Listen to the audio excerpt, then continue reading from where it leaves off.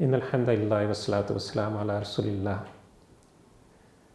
ابو سعید خدری رضی اللہ تعالیٰ عنہ بیان کرتے ہیں، رسول اللہ صلی اللہ علیہ وسلم نے ارشاد فرمایا کہ جب صبح ہوتی ہے تو انسان کے سارے اعضاء زبان کے آگے عاجزی اختیار کرتے ہیں اور کہتے ہیں کہ ہمارے معاملے میں اللہ سے ڈر، کہ ہم تیرے ساتھ بندھے ہیں، تو ٹھیک رہی تو ہم بھی ٹھیک رہیں گے، اور تو بگڑ گئی تو ہم بھی بگڑ جائیں گے اور پھر اس بگڑنے کا خمیازہ بھگتیں گے۔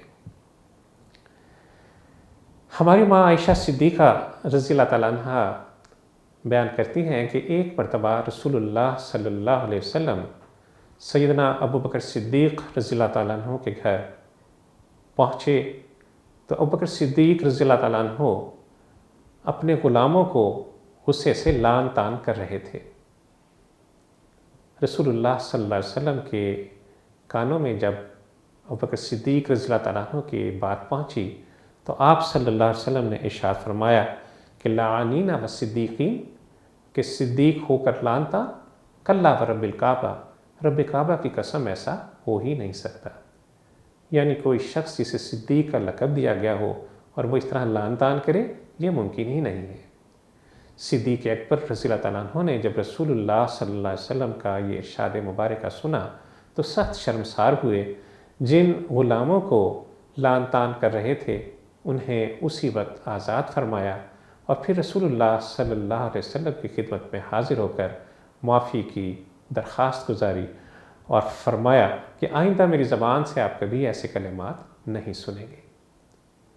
یہی صدیق اکبر ہیں رضی اللہ تعالیٰ عنہ کہ تنہائی میں بیٹھے ہیں اور اپنی زبان کو باہر کی طرف کھینچ رہے ہیں۔ عمر فاروق رضی اللہ تعالیٰ عنہ گزر ہوا، پوچھتے ہیں یا ابی بکر، اللہ آپ پر رحم کرے، یہ آپ کیا کر رہے ہیں؟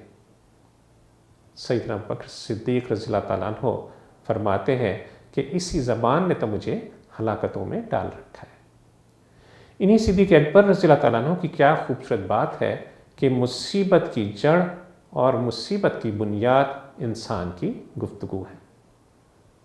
ذو النورین عثمان غنی رضی اللہ تعالیٰ عنہ فرماتے ہیں کہ زبان کی لغزش قدموں کی لغزش سے زیادہ خطرناک ہے، اور باب العلم علی رضی اللہ تعالیٰ عنہ کا یہ قول ہے کہ زبان وہ درندہ ہے جسے چھوڑ دو تو کاٹ کھائے۔